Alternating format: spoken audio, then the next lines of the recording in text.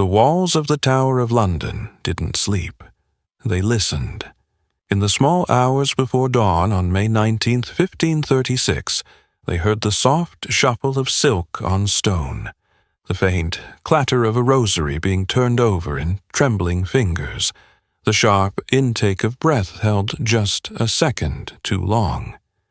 Somewhere beyond those thick Tudor walls, ravens cawed from the battlements, unknowing, or perhaps knowing too much. Inside her chamber at the Queen's house, Anne Boleyn did not lie down. She had not slept for nights, and this one would be no different. She was already dressed. The light came from a single candle on the table. Its flame was uneven, wavering as if aware of what was to come. It cast her shadow against the opposite wall, huge and trembling. Anne sat upright on a wooden chair, hands resting on her lap, fingertips icy. Her ladies watched from the sides, silent. They had learned not to speak unless spoken to. The Queen did not cry. Not now. What Anne Boleyn knew in that final hour was more than the tower could contain. She knew the name of every man who had testified falsely. She knew the ones who had remained silent, not out of cowardice, but calculation. She knew that Henry, her husband of 3 years, would not be watching from the tower that morning. He was at Whitehall, dressed in white, preparing for his new bride. But what she also knew, and this was the most dangerous thing, was that she had never committed the crimes for which she would die, and she knew that everyone else knew it too. The fire had gone out hours earlier. The air was damp, the chill of stone creeping through her skirts. Her breath fogged as she exhaled slowly. "Is the priest here?" she asked, her voice steady. He was. Father Thirlwall entered quietly, his head bowed.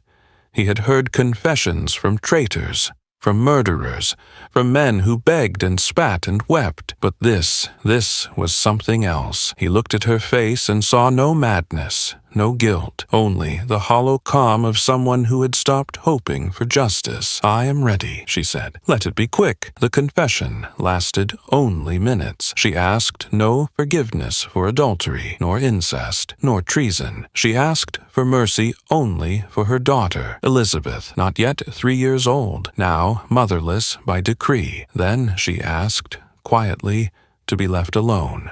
But there was no alone in the tower. The knock came precisely as the eastern sky began to pale.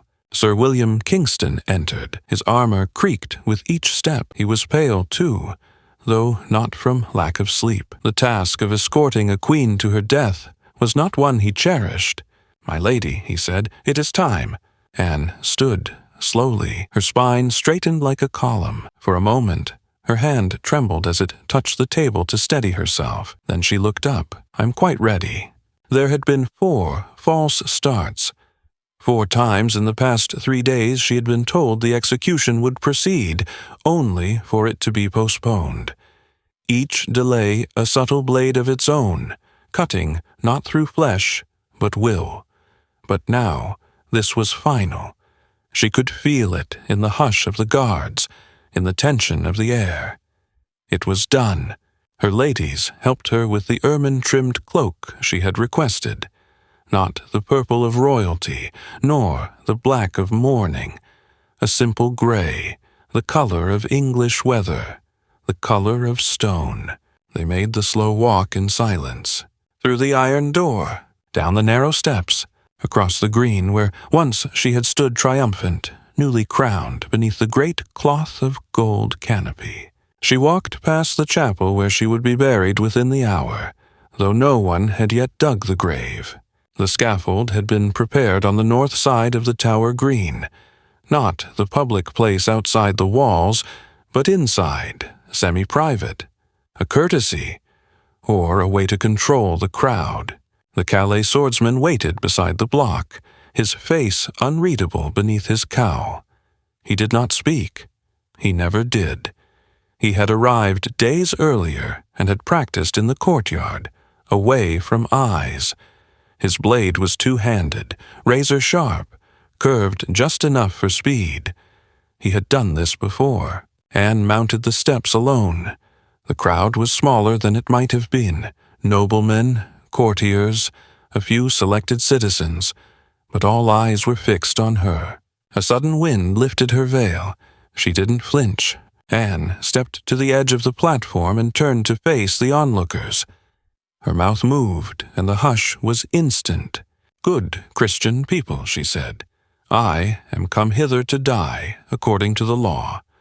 By the law I am judged to die, and therefore I will speak nothing against it." She paused. The silence was so complete one could hear the wind catch in the pennants. "I pray God save the king," she said then, "and send him long to reign over you, for a gentler nor a more merciful prince was there never." She said this with a steady voice, but her hands were clenched behind her back. This was not praise. It was performance. She knew the courtiers would report every word back to Henry, and any final rebellion, spoken or unspoken, would be paid for not by her, but by Elizabeth. She removed her headdress. Her hair, dark and gleaming, tumbled down like a curtain. Then her ladies stepped forward, tears silent, and bound her eyes with a white linen cloth.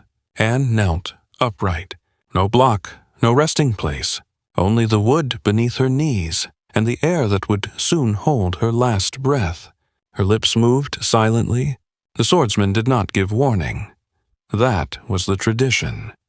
Instead, he motioned to an assistant who fetched his cap. The queen turned slightly at the sound as if expecting a voice behind her.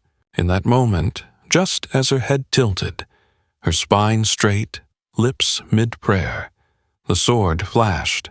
One clean stroke. The head fell forward. The body remained kneeling for a breath. Then slowly it too collapsed. Gasps, a single scream, and then a hush that pressed against the skin. Her ladies rushed forward. No casket had been prepared. Only an arrow chest, rough, wooden, the kind used to store bolts for longbows. They laid her body within it, then her head, covered her face, closed the lid. By the time the sun cleared the rooftops, Anne Boleyn was beneath the earth. No gravestone, no funeral rite, only the memory of the sword and the silence that followed. But what she had known, that still remained, and that was what they feared most. By midday, on May 19th, 1536, the Tower of London had already returned to its duties. Sentries resumed their patterns. Courtiers dispersed. The faint blood stain on the scaffold wood began to dry, dark as wine. Somewhere behind a barred gate, a child in a faded silk shift asked why her nurse would not let her wear the red slippers she liked so much. No one answered. The Queen of England had been buried without ceremony in the chapel of St. Peter at Vincula. They did not sing. They did not ring bells. She was lowered, head and body, wrapped in white, into an unmarked grave beside others who had fallen to the block. Some were noble, others forgotten. Now Anne joined them in anonymity. But she had not gone alone. They had killed 5 men for her crimes. Men whose only shared trait was proximity to her. George Boleyn, her brother, her mirror, her anchor, had been butchered days before, accused of incest with his sister, though no evidence had ever been shown. Mark Smeaton, the musician, had broken first under torture. Then Francis Weston, William Brereton, and Henry Norris followed, their guilt declared without question. Together, they were the scaffold's overture. Anne was the finale, but it was not enough to kill them. What Henry and Cromwell understood, what made them truly dangerous, was that memory could be a greater threat than resistance. So they waged a second execution, one that didn't swing a sword but blotted names. Within hours of Anne's burial, royal scribes were at work, Portraits were removed from galleries. Letters bearing her signature were ordered destroyed. The intertwined initials H and A on royal plate were melted and reforged. Her motto, "The Most Happy," became a bitter joke in whispers. In court, to speak her name was to tempt exile. In Whitehall, to remember her was treason. Henry did not attend her death. He was not at Mass. He was not in mourning. He was on the river. At the precise hour the sword severed Anne's neck, Henry's barge was cutting through the Thames toward Hampton Court. Beside him sat Jane Seymour, cloaked in silver gray, the same color Anne had chosen that morning. She said nothing. He said less, but his face was calm. By sundown he was betrothed again. The court had moved on, but England hadn't. In London's taverns, men whispered that the Queen had died too clean, that the real reason for the swordsman from Calais was not mercy, but theater, that even the execution had been staged like a pageant, measured, practiced, bloodless, a trick to numb the crowd. But no one said it loud. Too many ears belonged to Cromwell. Thomas Cromwell, the king's secretary, the architect of the Boleyn purge, was already reshaping the realm. With Anne gone, he pushed through the marriage treaty with Jane. He erased her reforms from the church ledgers. He annulled her marriage to Henry posthumously, rendering her daughter Elizabeth a bastard. Then he turned to the nobility, pruning what remained of the Boleyn faction. What they hid was not just Anne's death. It was her war. Anne had not been a passive consort.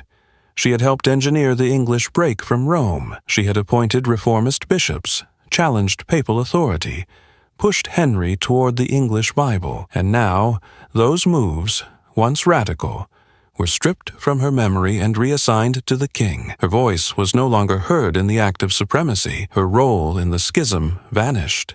But the silence could not erase everything. In the weeks following her execution, Anne's ladies were quietly dismissed. Some were married off, others cloistered in convents. One disappeared entirely. The last to remain, Lady Elizabeth Brown, died 3 years later, in what her family described as a state of continual weeping. No record exists of her cause of death. What they also hid was what Anne had whispered to Kingston on the night before she died. According to a suppressed letter later recovered from the Lisle papers, Anne had said, "I believe in God's judgment more than man's, and I believe Elizabeth shall outlive them all." Elizabeth, her child, was not yet 3. On the day of Anne's execution, she was stripped of her title, Princess of Wales. Her household was dissolved, servants dismissed. She was removed from the court and sent to Hatfield under the care of strangers. Her clothes, once velvet and ermine, were replaced with coarse wool. But Elizabeth would remember, not in full, not the scaffold, not the sound of the sword, but in fragments, the cold silence of Hatfield's halls, the days without visitors, the sudden absence of her mother's scent, and as she grew, those gaps filled with stories, whispered versions of her mother, told by nurses who feared punishment. Her mother had been brave. Her mother had been wronged. Her mother had been queen. These fragments would shape the girl who would become the virgin queen. But there were still those who saw through the smoke. Ambassadors in foreign courts wrote of Henry's haste, how he had married Jane Seymour less than 2 weeks after Anne's death, how the trials had been farcical, how no evidence was shown. In the court of Emperor Charles V, one Spanish envoy wrote, "The king has slain his own honor. The queen may be dead, but her memory grows stronger each hour. In secret, French nobles wore black for Anne." In Germany, Protestant writers began to call her England's martyr. Pamphlets circulated in Antwerp and Geneva, describing her trial in lurid detail, how she had been denied witnesses, how her confessions were absent, how no confession at all had truly been given. But England's people? They stayed quiet. They had seen the block. They had heard the sword. And they knew silence was safer than truth. And still, the truth persisted. In 1542, a small carved ring was found buried in the soil behind Hampton Court. Inside it, 2 miniature portraits, one of Henry, the other a woman with dark hair and a high French hood. The ring was never claimed. Historians believe it belonged to Anne, or to someone who remembered her. In 1558, Elizabeth Tudor would become Queen of England. Her first act was to restore her mother's title. Queen Anne, she ordered, would be remembered properly, but no public ceremony marked the reversal. No reburial, no statue, only a portrait hung quietly in her private chamber, opposite her bed, so she would see it each morning. But what they hid, what could never quite be buried, was the cost of Anne's death, not just in blood, but in memory, in silence, in the twisted roots of power that made a queen vanish in broad daylight, and still call it justice. The chapel was cold. The stone beneath Elizabeth's slippers bore no inscription, no carving, just smooth silence. Centuries of royal dust hung in the air. Around her, shadows moved like quiet ghosts, gentlemen in waiting, guards, the persistent hush of a court trained to wait for her breath before breathing. But here, beneath the vaulted ceiling of St. Peter ad Vincula, no one spoke, because she was standing over a grave that did not exist. Not officially, not in records, not in sermons, not in stone. Anne Boleyn, Queen of England, anointed consort, mother of the monarch now staring down at the earth, had been buried beneath the floor like a discarded servant. No casket, no marker, only a name scratched in a hidden ledger. It was the winter of 1558. Elizabeth had been queen for exactly 40 days. She stood motionless, gloved hands clasped before her. Behind her, William Cecil, her closest adviser, waited. She had said only, "Take me to her." Now she was here. But the woman she had come to see had no face, no marble bust, no stained glass. Only this place, this floor, this silence. Elizabeth bent slightly and placed a hand on the stone. Her rings scraped softly against it. "I was 3, she said, voice thin in the cold air. "But I remember her hands, and the smell of rosemary." Cecil said nothing. "She is still whispered about," Elizabeth continued, more to the stone than to the man behind her. "Still feared, still blamed. They say she bewitched the king. They say she laughed at her own death." She straightened, but I remember how they looked at me after, like I was touched by her shadow, as though I carried her treason. In her private moments, Elizabeth often recalled fragments, half-memories, like threads dangling from a torn gown, the ringlets of Anne's hair, the warmth of her lap, a voice singing a French lullaby in low tones, and then nothing, a sudden coldness, a void where a mother had been. For years, no one had dared speak Anne's name in Elizabeth's presence. Even as queen, her mother was a ghost trailing behind her. She was a blot on the family crest, an asterisk beside the crown. Even after ascending the throne, Elizabeth's legitimacy remained quietly questioned. After all, she was born of a marriage annulled by law and blood. But now, with her hand upon the stone, the daughter reclaimed the mother. "She was murdered," Elizabeth said. Cecil shifted slightly. "Your Grace, I have read the transcripts. I have seen the dates. 5 men dead before her, a swordsman summoned before she was even tried, and His Majesty." She paused, catching the old habit of calling her father His Majesty. "The king was betrothed to Jane Seymour before the blood dried." Cecil swallowed. "Justice cannot be rewritten, Majesty, but memory can be shaped." Elizabeth turned. Her face was neither angry nor sorrowful. It was steel. "Then shape it," she said. And so it began. The reclamation of the Queen was never announced. There were no proclamations or parades. But one by one, acts of erasure were reversed. The royal records were corrected. In court, the title, Queen Anne, was permitted again. In the royal apartments, a small portrait, salvaged from a hidden chamber in Hever Castle, was restored and hung above Elizabeth's writing desk. It showed Anne in a French hood, dark eyes sharp, mouth slightly curled not in joy but in defiance. In the chapel, a brass plate was quietly commissioned and set into the floor over Anne's remains. It bore no epitaph, only her name, title, and the date of execution, Anne Boleyn, Queen of England, May 19th, 1536. But for Elizabeth it was not enough. The real injustice had not been the sword. It had been the silence, the stories, the lies. In 1561, Elizabeth summoned Lady Anne Shelton, now aged and frail, to Whitehall. Shelton had once served as Anne Boleyn's aunt and guardian. She had lived through the rise and fall, watched her niece become queen, then traitor, then corpse. The queen's invitation terrified her. When she entered the chamber, Elizabeth dismissed the courtiers and stood alone before the old woman. "You knew her," Elizabeth said. Lady Shelton's hands trembled. "Yes, your grace." "Tell me what they will not write." What followed was not a deposition. It was confession. Anne had not been guilty of adultery. She had not plotted the king's death. She had been angry, intelligent, proud. She had pushed too far, spoken too boldly, threatened too many, and so the axe, or the sword, had fallen. Shelton wept as she spoke. When she finished, Elizabeth dismissed her with a gesture, then turned to the window.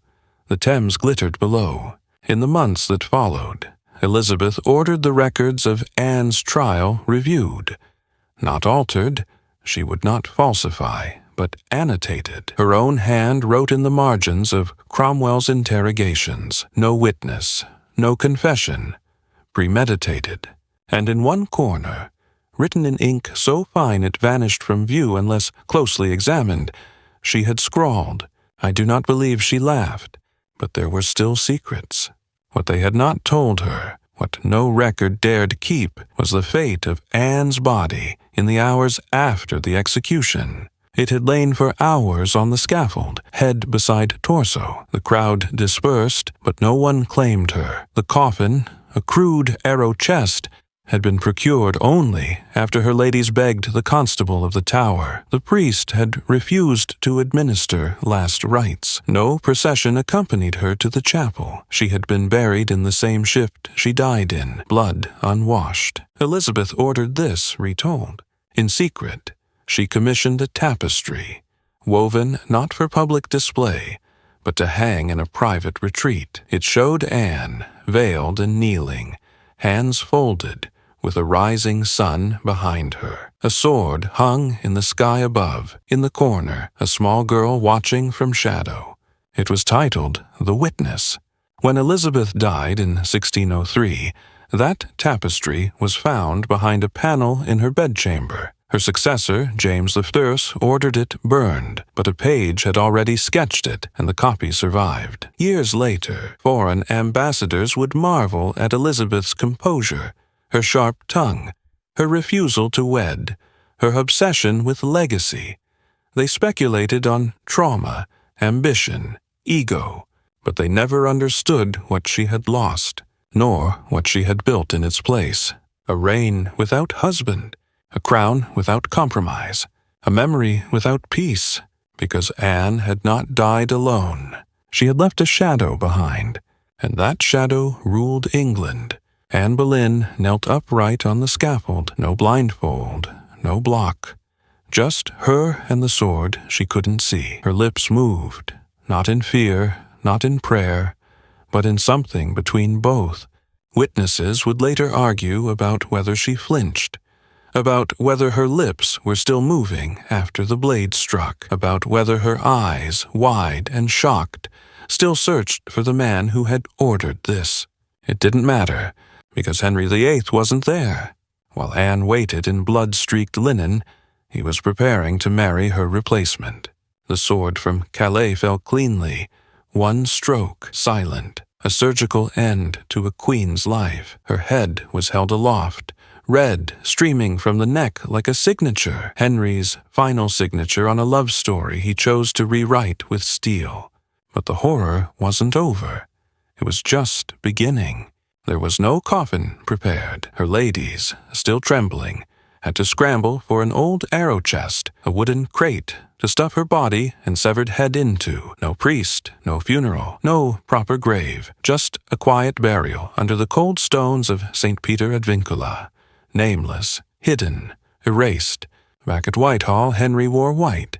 He celebrated his engagement to Jane Seymour less than 24 hours after Anne's death. For him, it was done. A political obstacle removed. A woman undone. A memory deleted. And England was told to forget. Portraits of Anne were torn from the palace walls. Her initials were chiseled off royal emblems. Court poets who once praised her now rhymed about her whore's ambition. Her name was scrubbed from official records. Her daughter, Elizabeth, declared illegitimate. Overnight, a child who could have been queen was turned into a royal bastard with no place, no protection, no inheritance, and Anne's ghost was left to rot beneath the stones. But silence never lasts forever. The ladies who witnessed her execution never spoke publicly. Some went mad. One entered a convent. All of them knew what they had seen wasn't justice. It was obliteration, a warning, a ritual humiliation masked as law, and it worked. For a time. But Elizabeth grew. She grew into the sharpest mind of her century, a child who remembered nothing of her mother, yet was shaped by the absence, a girl told she was unworthy, who would become Gloriana, the Virgin Queen, the longest ruling Tudor. And when Elizabeth returned to the Tower decades later, it was not in chains. She had her mother's eyes, and she had her revenge, not through blood, but through survival. She had Anne's remains moved, quietly, to a marked grave. She wore Anne's pendants beneath her gown, and when court painters asked how she wanted to be remembered, she told them to paint her as a phoenix, rising from ashes.